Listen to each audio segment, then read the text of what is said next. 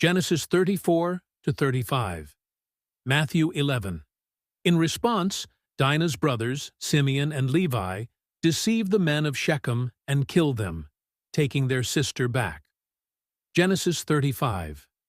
Jacob returns to Bethel, where God reaffirms his covenant with him. Rachel dies giving birth to Benjamin, and Isaac, Jacob's father, also passes away. Matthew 11. Jesus also denounces the unrepentant cities and extends an invitation to all who are weary and burdened, promising them rest. Genesis 36 to 37. Genesis. This chapter provides a genealogy of Esau, who is also called Edom.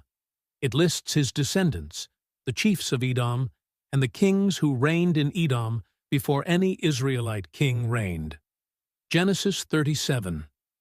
This chapter begins the story of Joseph, one of Jacob's sons. Joseph is favored by his father, which causes jealousy among his brothers. They plot against him, eventually selling him into slavery in Egypt. Joseph's journey to Egypt sets the stage for significant events in the later chapters. Genesis 38 to 40. Matthew 12. Genesis 38 to 40. Genesis 38.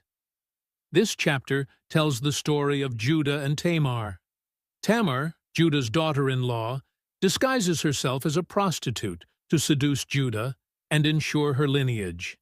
She becomes pregnant and later reveals her identity, leading Judah to acknowledge his wrongdoing. Genesis 39. This chapter focuses on Joseph in Egypt. Joseph is sold to Potiphar, an officer of Pharaoh. Despite being falsely accused by Potiphar's wife and imprisoned, Joseph remains faithful to God and gains favor in the prison. Genesis 40. While in prison, Joseph interprets the dreams of Pharaoh's cupbearer and baker. The cupbearer's dream foretells his restoration to his position, while the baker's dream predicts his execution. Joseph's interpretations come true, but the cupbearer forgets to mention Joseph to Pharaoh. Matthew 12. He performs miracles, including healing a man with a withered hand and casting out demons. Jesus also speaks about the sign of Jonah, the unpardonable sin, and the importance of doing the will of God. Genesis 41. This chapter tells the story of Joseph interpreting Pharaoh's dreams. Pharaoh has two troubling dreams that none of his wise men can interpret. The cupbearer, who had previously been in prison with Joseph, remembers Joseph's ability to interpret dreams and recommends him to Pharaoh. Joseph interprets the dreams as a warning of 7 years of abundance, followed by 7 years of severe famine. Impressed by Joseph's wisdom, Pharaoh appoints him as the second in command over Egypt to oversee the storage of surplus grain during the years of abundance. When the famine arrives, Egypt is well prepared, and people from surrounding lands come to Egypt to buy grain. Genesis 42. This chapter describes how Joseph's brothers travel to Egypt to buy grain during the famine. They do not recognize Joseph, who is now the governor of Egypt. Joseph accuses them of being spies and imprisons them for 3 days. He then releases them, keeping Simeon as a hostage, and sends the rest back to Canaan with grain, instructing them to return with their youngest brother, Benjamin. Genesis 43. In this chapter, the famine continues, and Jacob's family runs out of grain. Reluctantly, Jacob allows his sons to return to Egypt with Benjamin. When they arrive, Joseph invites them to a meal at his house. The brothers are puzzled by the special treatment and the return of their money in their sacks. Joseph is moved when he sees Benjamin but keeps his identity hidden. Genesis 44 to 45. Matthew 13. Genesis 44 to 45.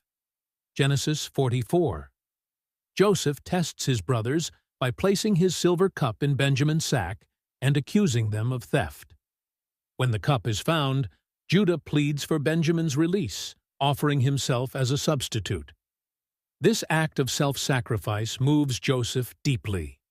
Genesis 45. Joseph reveals his identity to his brothers and forgives them for selling him into slavery. He explains that it was part of God's plan to save their family from the famine.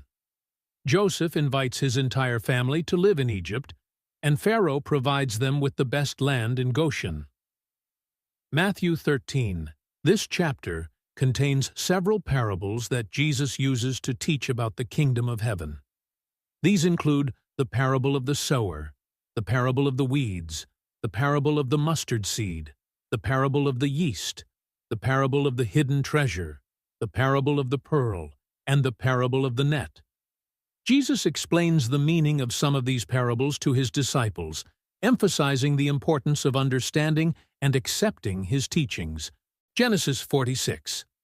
This chapter describes Jacob's journey to Egypt with his entire family. God reassures Jacob in a vision, promising to make him a great nation in Egypt. Jacob and his family, totaling 70 people, travel to Egypt. Joseph and Jacob have an emotional reunion.